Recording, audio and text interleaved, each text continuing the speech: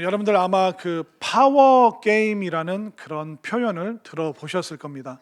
이 파워 게임이 뭐냐면 대립하는 양쪽이 있는데 서로의 힘을 앞세워서 누가 더 주도권을 잡을 수 있는가, 그 경쟁을 하는 것을 파워 게임이라고 이야기를 합니다. 우리 뭐 정치나 정당을 봐도 누가 정치적인 주도권을 잡을 것인가, 또 기업이나 또 사업을 하시는 분을 봐도 미래 먹거리, 그 블루 오션, 그쪽을 누가 먼저 선점할 것인가, 그런 수많은 파워 게임이 우리 주변에 있습니다. 근데 이것은 정치나 뭐 기업뿐만 아니라 우리 일상에도 이 삶을 주도하고 싶어하는 파워 게임이 어디에나 존재합니다. 여러분들이 어렸을 때 학교 다닐 때 남자들이 그런 게 있죠. 누가 더 힘이 세냐, 누가 더 인기가 있느냐. 그러니까 뭐 어떤 힘이나 인기로 그 반에 또 학교에 그 주도권을 잡고 싶어하는 그 마음이 어릴 때부터 누구에게나 있습니다. 또 잘 연애하던 그 남녀가 결혼할 때가 되면 친구들의 말에 또 휩쓸립니다. 그 남편 될 사람은 그 친구들이 뭐라고 그럽니까? 야, 남자가 가정의 주도권을 잡아야 돼. 그러니까 와이프한테 지면 안 돼. 그럼 또 아내 되는 와이프는 또 친구들끼리 모여서 무슨 얘기합니까? 잡혀 살아야 됩니까? 남자를 잡고 살아야 됩니까? 예, 안 좋은 친구들이 옆에 있었군요.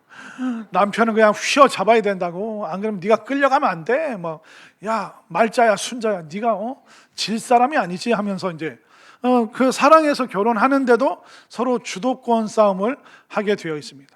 또 시집을 갔더니 시어머니가 계시고 며느리가 계시고 이 둘의 그 긴장감 넘치는 그 파워 게임, 아마 여러분들이 직접 경험을 해 보셨을 겁니다. 직장 생활도 마찬가지죠. 직장 생활은 직책이 있습니다. 근데 직책뿐만 아니라 연차가 있고 그리고 능력이 있습니다. 때로는 직책은 달라도 그 연차나 능력 때문에 그 파워 게임, 내가 먼저 들어왔는데 내가 더 실력이 뛰어난데, 그러면서 직책을 넘나들면서 지위를 넘나들면서 자신의 파워를, 주도권을 사람들에게, 동료들에게 뽐내고 싶어하는 그런 마음들이 누구에게나 다 있다는 것입니다. 그렇기 때문에 이 파워 게임이라는 것은 우리 일상 저변에 많이 스며들어 있습니다. 저도 미국에서 이제 공부하고 목회할 때 그 많은 성도님들 만났는데 어떤 남자 집사님이 젊을 때 그 미국으로 이민을 와서 있었던 얘기를 해주더라고요. 그분 얘기가 뭐냐면, 목사님, 제가 이민 와서 뭐 페인트 칠도 해보고 세탁소도 일해보고 했는데 미국 닭 공장에서 일했던 게 제일 힘들었다고.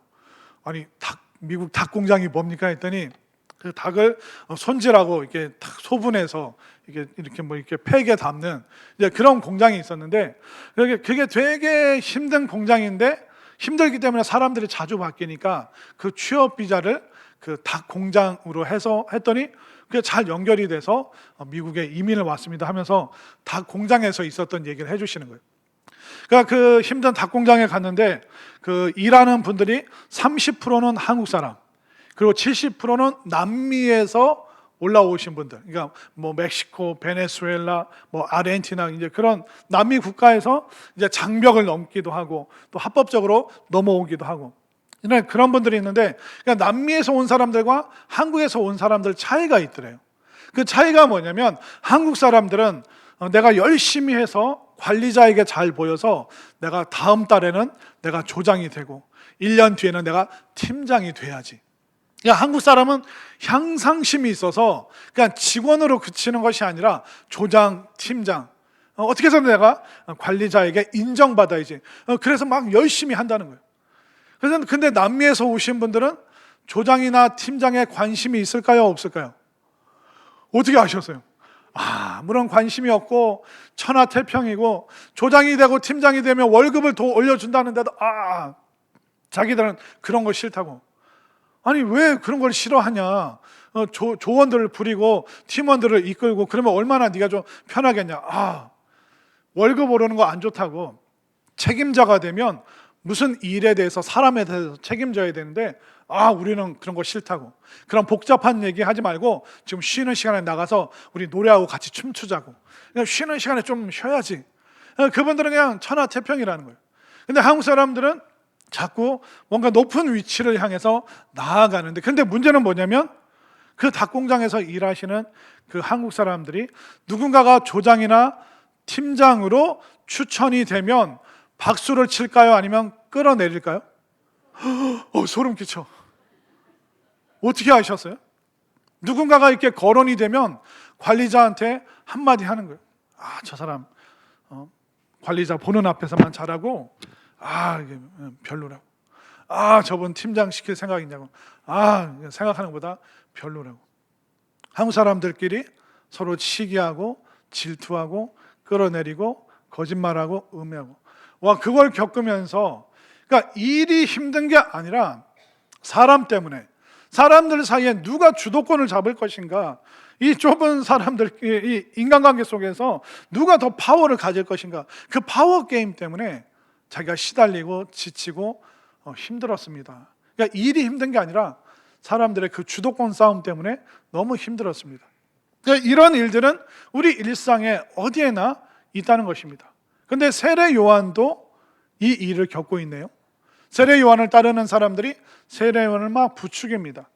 그런데 그 부추김, 시기심과 질투, 그것을 극복하면서 세례 요한이 정말 예수님께 집중하고 예수님만 바라보는 그 삶을 우리에게 보여주고 있는데, 여러분들 오랜 시간 여러분들 마음속에 시기심이, 또 누군가를 미워하는 마음이 있었다면 오늘 이 시간 해결함 받았으면 좋겠고, 최근에 여러분들 마음속에 스며 있었던, 몰래 숨어 있었던 좋지 않은 감정들이 있다면 오늘 해결함 받으시고 예수님께 집중하고 예수님께 여러분들의 시선이 고정되는 그런 복된 시간 될 수 있기를 간절히 소망합니다. 자, 세례 요한은 가만히 있고자 하는데 주변 사람들이 세례 요한에게 섭섭함을, 또 불편한 마음을 내색을 지금 하고 있습니다. 자, 한번 볼까요? 오늘 26절 말씀 보겠습니다. 함께 있습니다. 시작. 그들이 요한에게 가서 이르되 랍비여, 선생님과 함께 요단강 저편에 있더니 곧 선생님이 증언하시더니가 세례를 베풀매 사람이 다 그에게로 가더이다. 자, 세례 요한이 예수님보다 6개월 전에 일찍 태어났습니다. 그리고 세례 요한은 예수님의 공생애 전에 예수님의 길을 닫기 위해서 회개에 대해서, 하나님 나라에 대해서, 또 죄사함 받는 그 세례를 베푸는 일을 예수님보다 먼저 세례 요한이 행했습니다. 그러니까 이제 이스라엘의 인기와 영적인 열광이 세례 요한에게 다 쏟아졌습니다. 우리를 인도해 줄 정말 멋진 영적 지도자가 아닌가. 그래서 사람들이 다 세례 요한에게 관심과 또 명성과 그것을 집중을 시킵니다. 그러니까 이 세례 요한이 인기가 있으니까 덩달아 그 주변에 있는 사람들도 사람들의 관심과 인기를 한 몸에 받게 되었죠. 그런데 예수님께서 세례 요한에게 세례를 받으신 후에 이제 이 땅에서 인간의 몸으로 공생애를 시작하게 됐습니다. 그런데 예수님이 이 죄사함 받는 회개 세례 사역을 시작하게 되니까 사람들의 관심이 세례 요한에게서 예수님에게로 넘어갑니다. 그뿐만 아니라, 관심뿐만 아니라 세례 요한을 따랐던 제자들 중에서도 예수님께로 옮겨간 사람들이 있었습니다. 대표적인 사람이 누구냐면 바로 오늘 요한복음을 기록하고 있는 사도 요한, 베드로의 형제 중에 한 명이었던 안드레, 이 두 사람이 원래는 세례 요한을 따랐는데 예수님을 보고 나서는 예수님을 따랐습니다. 그렇기 때문에 이 사도 요한은 이 세례 요한 그룹에도 있어봤고 또 예수님의 12제자 중에도 한 명이었기 때문에 이 양쪽의 입장, 또 양쪽의 그 어떤 긴장관계, 또 누가 주도권을 갖게 되는가, 이 모든 것을 이 사도 요한은 지켜보고 있었기 때문에 오늘 세밀하게 세례 요한과 그 주변에 있었던 사람들의 그 감정이 어떻게 움직이고 있었는지 자세하게 기록하고 있습니다. 오늘 보면 그 26절 맨 끝에 보십시오. 세례 요한 주변에 있는 사람들이 말하고 있죠. 선생님이 증언하시더니가 세례를 베풀매 사람이 다 그에게로, 예수님이라는 분에게로 지금 사람 다 빼앗겼습니다. 지금 우리 이대로 있으면 안 됩니다. 우리 그룹은 자꾸 줄어들고 예수라는 분의 그룹은 너무 많아지고 있습니다. 지금 우리 뭐라도 해야 됩니다. 세례 요한, 성산교회 이동영 목사님처럼 파마도 좀 하시고, 우리가 여기 있다는 걸 알리기 위해서 좀 그 네온 사인이라도 좀 설치를 해서 뭔가 사람들의 주목과 이목을 끌어야 됩니다. 우리 이대로 있다가는 사람들 다 예수님께 다 옮겨가고 사람들 다 빼앗기가 생겼습니다. 어떻게 하면 좋습니까? 나는 가만히 있고자 하는데 주변에서 이렇게 부추기고 들쑤시잖아요. 그러면 우리도 사실 중심 잡기가 어렵습니다. 우리가 옛날에 뭐 아무것도 없이 잘 살았습니다. 그런데 애가 학교 갔다 와서 엄마, 우리 집에는 왜 텔레비전 없어? 우리 집에는 왜 에어컨 없어? 우리는 왜 자동차 없어? 웃는 분은 엄마한테 그렇게 얘기해 본 적이 있다는 거예요. 그런 얘기하면 그 전에 그거 없이도 잘 살았는데 왜 우리는 이거 없어? 그러면 엄마나 아빠의 마음이 흔들릴 수밖에 없습니다. 그럼 무리할 수밖에 없고 과도하게 지출을 할 수밖에 없고 때로는 가정 경제가 위태로울 때도 있는 것이죠. 그러니까 나는 가만히 있고자 하는데 주변이 부추길 때 흔들릴 수밖에 없는 것이 우리 인간의 연약한 마음이라는 것입니다. 그렇기 때문에 우리가 시기심을 조심해야 되는데 이 시기심은 사실 부러움과 시기심은 구분이 잘 안 됩니다. 근데 이 부러움과 시기심에 어떤 차이가 있냐면 부러움은 와, 저 사람이 저런 거 갖고 있네. 와, 나도 저거 있으면 참 좋겠다. 그건 그냥 부러움입니다. 근데 시기심이 뭐냐면 나는 없는데 쟤는 왜 저거 갖고 있어? 쟤도 저거 안 가지고 있으면 좋겠어. 쟤도 저거 못 가졌으면 좋겠어. 그런 감정이, 그러니까 부러움으로 시작했다가 나도 저거 있으면 참 좋겠다 했다가 쟤도 저거 없었으면 좋겠어. 이렇게 감정적으로 부정적으로 옮겨가는 것을 바로 시기심이라고 말을 하는 것입니다. 자, 부러움과 시기심이 좀 차이가 있죠. 그리고 질투와 시기심도 비슷한 것 같은데 좀 차이가 있습니다. 질투는 어떻게 보면 정상적인 감정입니다. 연인이 있습니다. 근데 이 여자친구가, 남자친구가 뭐 자기 친구들이랑 게임하고 뭐 축구 차고 그런 걸 너무 좋아하니까 여자친구랑 시간을 많이 안 보내니까 이 여자친구 입장에서 남자친구가 너무 게임하고 뭐 축구하고 친구들이랑 맛있는 거 먹으러 그런 걸 너무 좋아하니까 막 질투가 나는 거예요. 나랑 더 시간 좀 보내줘. 친구들이야 나야 둘 중에 선택해. 이거는 뭡니까? 지극히 정상적인 감정이에요. 좋아하는데 저 사람이 나를 더 좋아했으면 좋겠어. 근데 저 사람이 나를 좋아하던 다른 사람을 좋아하던 아무 내색을 안 하는 게 뭘까요? 그것은 사랑의 감정이 바닥이 났기 때문에 질투도 안 생긴다. 그것은 이미 감정적으로 모든 것을 다 소진을 했다는 뜻입니다. 그러나 시기심은 질투와는 좀 다릅니다. 시기심은 질투와 같은 정상적인 반응이 아니라 비정상적인, 내가 못 갖고 있으니까 너도 못 가졌으면 좋겠어. 그래서 그 사람을 끌어내립니다. 그리고 그 사람을 비난합니다. 음해합니다. 그러니까 좋지 않은 방식으로, 파괴적인 방식으로 다가가는 것이 바로 시기심이라는 것입니다. 여러분들 어떻습니까? 여러분들 살면서 아마 누군가의 삶이 부러울 때가 있었을 겁니다.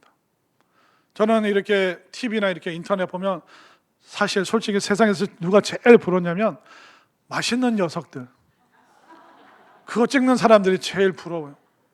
나도 저거 먹을 줄 아는데, 나도 김준현처럼 이렇게 참 맛있는 표현도 참 잘할 텐데. 근데 더 부러운 게 뭐냐면 맛있는 거 먹으면서 출연료도 받는데요. 저는 사실 자기들 돈 내고 사 먹는 줄 알았더니 그게 아니래요. 방송국에서 그거 다 사주고 또 맛있게 먹는 거 그거 보여주면 출연료도 준대요. 심지어 외국 가서도 먹더라고요. 저는 너무 그게 부러워요. 그냥 부러워하면 거기서 끝나면 되죠. 근데 시기심, 김준현, 유세윤 쟤네들 안 됐으면 좋겠어. 쟤네들 저거 못 먹었으면 좋겠어. 빼빼 말랐으면 좋겠어. 그러니까 그럼 그들을 보면서 만날 수도 없는 사이잖아요. 근데 그런 사람들 보면서 비정상적인 감정을 품을 때 그건 부러움이 아니라 시기심으로 옮겨간 것이죠. 그러면서 나보다 잘 먹고 잘 사는 사람들 보면서 미워하고 증오하고 파괴적인 마음을 갖기 시작하는 것입니다. 그렇기 때문에 시기심이 전혀 없을 수는 없어요. 그러나 그 감정을 눈치를 못 채고 여러분들이 계속 마음에 품고 있잖아요. 잘못하면 상대방 해치려고 하다가 내가 파멸합니다. 성경에 보면 시기심으로 무너진 사람들 있잖아요. 최초의 살인자 가인을 생각해 보십시오. 하나님께서 동생 아벨의 제사는 받으시고 아벨만 이뻐하시고 부럽다가 아니라 아벨이 받는 저 하나님의 사랑 아벨이 못 받았으면 좋겠어. 하나님께 드리는 제사 하나님이 못 받으셨으면 좋겠어. 어떻게 하면 될까? 그래, 아벨을 처치하자, 없애버리자. 내가 못 받는 사랑, 하나님이 안 받으시는 제사 아벨 거도 못 받게 해야지. 그 마음으로 결국 가인이 파괴적으로 살인을 저지르게 됩니다. 사울 왕은 어떻습니까?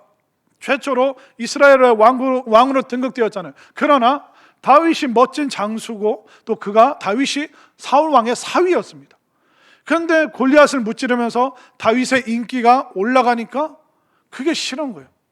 그러니까 자신의 사위인데도 창을 던져서 죽이려고 하고 10년 넘게 나라 이름 내팽개치고 그 다윗 잡으려고 10년 넘게 쫓아다니면서 나라를 위태롭게 만들었습니다. 그리고 그 끝이 마지막이 아름답지 않았죠.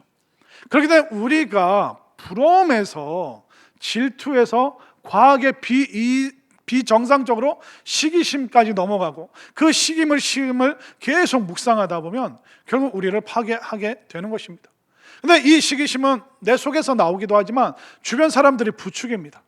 세례 요한이 그렇게 부추김을 당했어요. 우리는 자꾸 쪼그라들고 있습니다. 예수님 쪽은 자꾸 강성해지고 있습니다. 이거 큰일 났습니다. 난리 났습니다.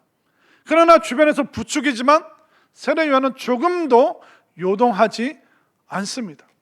세례 요한이 뭐라고 하는지 한번 보실까요? 자, 오늘 본문 30절 말씀 보십시오. 함께 읽습니다. 시작. 그는 흥하여야 하겠고 나는 쇠하여야 하니라. 아멘인가요? 세례 요한은 눈도 깜짝하지 않습니다. 그분은 더 잘 돼야 되고 나는 망해도 괜찮아. 그분은 부흥하고 성장해도 되고 나는 쪼그라들어도 아무 상관없어. 이렇게 세례 요한은 말하고 있습니다. 도대체 세례 요한은 어떻게, 우리랑 똑같은 사람인데 어떻게 그 부러움과 질투와 시기심, 주변 사람들이 부추기는 것을 이겨내고 어떻게 이런 고백을 할 수 있었을까? 오늘날 현대 사회는요, 여러분들이 그 시기심을 극복하도록 뭘 선택하라고 제안을 하냐면, 야, 맛있는 녀석들이 부러워? 뭐 갖고 놀러 해외 가고 막 그렇게 막 화려하게 사는 사람들이 부러워? 그러면 너 더 성공하면 돼. 너 더 노력하면 돼. 너도 뽐내고 너도 보여줘. 카드로 긁고 빚을 내고, 야, 너도 마음껏 저 사람들처럼 그렇게 해. 그러면 네 마음에서 부러움과 시기심이 사라질 거야. 오늘날 현대 사회는 내가 누군지를 망각시켜버리고요, 내가 노력만 한다면, 성공만 한다면, 돈만 더 생긴다면 내가 모든 것을, 저들이 하는 것도 나도 누리고 내가 더 보여줄 수 있어. 그런 식으로 우리의 시기심을 해소하라고 우리를 부추기고 있습니다. 그러나 이게 얼마나 위험한 건데요. 여러분들, 뱁새가 황새 쫓아다가다가 어떻게 됩니까? 가랭이가 찢어집니다. 분수에 넘치는 삶을 살아도, 야, 너 자존심 상하면 안 되잖아. 너의 질투, 시기심 그거 해소해야 되잖아. 빚을 내. 가랑이 찢어져도 돼. 보여줘. 너 더 할 수 있어. 돈 더 빌려 쓸 수 있어. 계속 그런 식으로 우리의 시기심을 해소하라고 말합니다. 그러다 보니까 오늘날의 문제가 뭐냐면 내가 누군지 잊어버리는 거예요. 내가 나로서 평가받아야 되는데 내가 나로 평가받는 게 아니라 내가 소유한 그것이 나라고 생각을 해버립니다. 이게 너무 어려운가요? 내가 나라고 생각 안 하고 내가 소유한 것을 나라고 생각해버린다니까요. 명품이 나라고 생각을 해버립니다. 내가 외제차를 소유해야지 저게 나라고 생각을 합니다. 내가 저런 곳에 살아야지 나라고 생각을 해버립니다. 그러니까 내가 나인데 내가 소유한 것이 나라고 생각 들게 만드는 매스미디어, 또 우리가 보는 그 시각과 청각과 오감을 사용해서 우리가 시기심을 해소하도록, 가랭이가 찢어질 때까지, 우리가 파멸될 때까지 끝없이 우리가 정신없이 달리도록, 허겁지겁 살도록, 강박 속에 살아가도록, 거대한 스트레스 속에서 살아가도록 만드는 것이 현대 사회의 시기심 해소 방법이라는 것입니다. 그러나 이것이 얼마나 위험합니까? 자꾸 비교합니다. 비교하면서 후회를 하죠. 아, 이거 사지 말고 저거 살 걸. 그럼 그걸 좀 남들보다 좋은 거 사면 마음에 뭐가 들어옵니까? 교만이 들어오죠. 오만함이 들어오죠. 자만심이 들어오죠. 그러다 보면 내가 나를 잃어버리게 됩니다. 그러면서 내가 가지고 있는 물건을 소유를 나라고 생각을 해버리게 되는 큰 실수를 우리가 저지르게 되는 것이죠. 그런데 세례 요한은 이런 부추김에 조금 더 요동치 않습니다. 왜 그러냐면 자기 객관화, 내가 나 자신이 누구인지, 내가 나의 소유물이나 나를 추종하는 사람의 인원수로 평가받는 내가 아니라 나는 누구인가, 내가 누구인가라는 자기 객관화가 너무 잘 되어 있었습니다. 그러니까 우리는 주관적인 것과 객관적인 것, 이 사이에서 우리가 혼동을 하는데 자기 주관화로 살면 안 돼요. 자기 객관화로 살아야 됩니다. 자, 주관적이고 객관적인 게 이게 왜 중요한지 한번 우리가 한자로 한번 볼까요? 자, 주관적이다 할 때는 주인 주자를 쓰죠.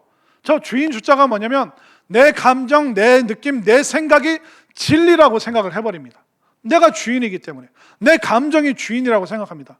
그러나 객관화는 뭐냐면 객의 입장에서 나를 볼 수 있는 거예요. 내 감정으로, 내 느낌으로, 내 상황으로 나를 보는 것이 아니라 객의 입장에서, 타인의 입장에서 나를 보는 것을 자기 객관화라고 이야기를 하는 것입니다. 객의 입장에서 보면 내가 훨씬 잘 보이는 것이죠. 여러분들 스스로 자기 주관으로 내 느낌, 내 감정으로 나를 보면 어떨까요? 아, 나는 왜 이럴까? 나는 잘 되는 것도 없고 나한테는 늘 불행한 일만 생기는 것 같고 왜 나는 이렇게 지질이 복도 없을까? 내 주관, 내 감정, 내 느낌으로 나를 보면 그렇다는 거예요. 그러나 객의 입장에서, 저의 입장에서 여러분들을 보면 여러분들은 썩 괜찮은 사람들입니다. 믿으십니까? 네, 믿음이 없죠? 이래서는 안 되겠어요. 우리가 좌우에 계신 분과 인사하겠습니다. 꽤 괜찮으신 것 같아요. 당황하지 마시고 한 번도 들어본 적 없죠? 여러분들 진짜 괜찮으신 분들이에요. 왜냐하면 여러분들이 살고 있는 나라가 어디입니까? 대한민국, 이 자유 대한민국에서 여러분들 살고 계시잖아요. 이 대한민국에서도 여러분들 또 어디에 살고 계십니까? 대전. 여러분들 대전 얼마나 좋은 도시인지 아세요? 이게 뭐 자연재해가 별로 없는 데가 대전입니다. 그뿐만 아니라 대전에 뭐가 있는지 아세요? 성심당이 있고요. 예, 하나 또 있습니다. 대전에 또 유명한 게 뭐냐면 대청호 벚꽃길. 지금 여러분들 오늘 점심 먹고 말고 오후 예배 드리고 걸어서 아니면 차로 여러분들 대청호 벚꽃길 가세요. 제가 확인을 했는데 이 대청호 벚꽃길은요, 전 세계에서, 대한민국이 아니라 전 세계에서 가장 긴 벚꽃길이 대청호 벚꽃길인 줄 믿으시길 바랍니다. 이건 그냥 사실이니까. 왜냐하면 이 대청호 벚꽃길이 그 충북 보은에서부터 시작해서요, 대청호를 타고 저 뿌리공원 있는 산성동까지 이어져 있는 최장, 전 세계에서 유일한 26.2km. 제가 어제 줄자 갖고 가서 다 재봤어요. 오늘 교회 못 올 뻔했어요. 피곤해가지고. 몇 킬로라고요? 26.2km 되는 전 세계에서 가장 긴 벚꽃길을 갖고 있는 도시가 어디라고요? 대전시. 그 중에서도 여러분들 어느 교회 다니고 있어요? 와, 성산교회 유명한 게 뭡니까? 그 목사님이 그만할게요. 지금 갑자기 제 마음속에 자만과 오만과 교만이 막 물밀듯이 들어왔어요. 여기까지 하겠습니다. 그러니까 우리가 얼마나 꽤 괜찮은 사람인가. 그러니까 여러분들은 느낌과 감정이 주인이 돼버리면 여러분들은 계속 여러분들 스스로에 대해서 오해를 하는 거예요. 그러나 개개의 입장에서, 외국 사람의 입장에서, 외부의 입장에서 봤을 때 여러분들이 얼마나 좋은 시절을, 얼마나 좋은 나라에서, 얼마나 좋은 도시, 아름다운 곳에서 풍성한 신앙생활을 하고 있는가. 여러분들 나 스스로가 꽤 괜찮은 사람이라는 그 객관화를 분명히 할 수 있게 되기를 바랍니다. 그러니까 세례 요한이 자기 객관화가 되니까 흔들리지 않는 거예요. 주변 사람들의 그 부추김에, 그 시기심 많은 말에 그가 휩싸이지 않는 거예요. 30절에서 그렇게 고백했죠. 또 29절을 볼까요? 와, 자기의 위치를 너무나도 잘 알고 있습니다. 29절 다 함께 시작. 신부를 취하는 자는 신랑이나 서서 신랑의 음성을 듣는 친구가 크게 기뻐하나니 나는 이러한 기쁨으로 충만하였노라. 아멘. 그러니까 세례 요한이 예수님이 주인공 되시고 내가 조연, 아니 엑스트라 돼도 나는 주인공 되시는 그 예수님께 박수 치는 거, 이것만 해도 나는 너무너무 기쁘다. 만약 세례 요한 마음에 시기심이 있었으면 이런 말 못했어요. 그러나 자기 객관화, 내가 누구인지, 어떤 위치인지, 또 예수님이 누구신지 이걸 분명히 그가 인지하고 있기 때문에 예수님은 주인공, 나는 엑스트라. 예수님은 그 신랑, 그리고 나는 그 신랑의 기쁨을 보면서 함께 기뻐하고 박수하는 들러리 친구. 나는 그 위치다. 그것을 분명히 그는 고백하고 있습니다. 그뿐만 아니라 자 28절 말씀을 볼까요? 자 28절 다 함께 읽습니다. 시작. 내가 말한 바 나는 그리스도가 아니요 그의 앞에 보내심을 받은 자라고 한 것을 증언할 자는 너희니라. 내가 그리스도가 아니라 예수님께서 구세주시라는 것을 증언할 사람은 그거 너희들이 해야 되는데 왜 너희들 지금 시기심에 사로잡혀서 나를 엉뚱한 사람으로 추대하려고 하느냐. 예수님만이 우리의 주인공이시고 예수님만이 우리의 구원자시고, 아멘인가요? 분명히 이 자기 객관화 속에서 자신의 위치에 대해서 세례 요한은 너무나도 분명하게 선언하고 있습니다. 얼마나 멋집니까? 흔들리지 않죠? 요동치지 않죠? 중심을 잘 잡고 있죠. 이 세례 요한을 제가 또 이런 어떤 책에 있는 내용으로 한번 표현하고 싶은데, 그 최근에 본 책 중에 제목이 나를 소모하지 않는 현명한 태도에 관하여. 이 세례 요한을 보면서 자신의 감정과 에너지와 영적인 힘을 예수님과 파워게임 하는데 소모하지 않았어요. 자신을 소모하지 않으면서 현명한 태도를 가졌는데, 그 책에서 이런 표현이 있더라고요. 한번 들어보세요. 세상이 아무리 폭풍 같아도 고요히 자기의 중심을 잃지 않는 사람, 모두 자기를 내세우느라 떠들썩한 세상에서 묵묵하게 겸손함을 선택한 사람, 이런 사람이야말로 가장 현명하고 가장 강한 사람이다. 이런 사람은 누구도 상처 주지 않고 결국 모두를 이깁니다. 이 표현을 보는데 세례 요한이 딱 떠오르는 거예요. 누구도 상처 주지 않고 모든 사람에게 승리하는 사람. 내가 주인공이 아니라 조연이요 엑스트라임을 분명히 고백할 때 그 겸손함을 통해서 떠들썩하지는 않지만 정말 진리에 가장 가까운 사람이 바로 세례 요한이라는 것을 우리가 알 수 있는 것이죠. 현대사회는 끊임없이 우리를 더 소비하고 더 소유하고 남들 앞에 뽐내면서 시기심을 극복하라고 현대사회는 부추깁니다. 그럼 도대체 어떻게, 무슨 비결이 있었길래 세례 요한은 그런 사회에, 그런 세상에 주변 사람의 부추김에 흔들리지 않을 수 있었던가? 그 비결이 바로 오늘 말씀에 나와 있는데, 세례 요한은 하나님의 말씀에 압도되었고 또 하나님의 뜻이 그의 마음을 사로잡고 있었기 때문에 그는 세상에 흔들리지 않았음을 분명히 믿으시길 바랍니다. 자, 세례 요한을 사로잡고 있었던 그 말씀을 세례 요한이 31절부터 36절부터 쭉 설명하고 있습니다. 자, 31절을 보십시오. 위로부터 오시는 이는 만물 위에 계시고 땅에서 난 이는 땅에 속하여. 그러니까 예수님은 위로부터 오셨고 자신은 땅에 속한 존재라고 고백하고 있죠. 31절 끝에 보면 하늘로부터 오시는 이는, 그러니까 예수님과 나는 차원이 다르다. 파워게임 할 존재가 아니다.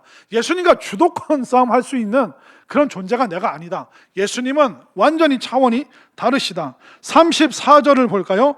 하나님이 보내신 이는 하나님의 말씀을 하나니 이는 하나님이 성령을 한량없이 주심이니라. 그러니까 하나님이 주목하시는 분이 예수님이고, 하나님이 보내시면서 말씀도 주시고 성령 충만케 하신 이는 세례 요한 내가 아니라 바로 예수님이시다. 그러니까 이 세례 요한은 하나님의 뜻이 무엇인지 분명히 알고 있죠. 또 하나님의 이 말씀에 완전히 압도되었기 때문에 세상의 시기심에 시달릴 그럴 틈도 없고 여유도 없고 또 그런 것에 틈을 안 주고 있죠. 35절, 아버지께서 아들을 사랑하사 만물을 다 그의 손에 주셨으니, 그러니까 온 세상의 우주의 주인공이 예수님이시다. 그러니까 예수님의 그 사랑과 권세 앞에 완전히 압도가 된 것이죠.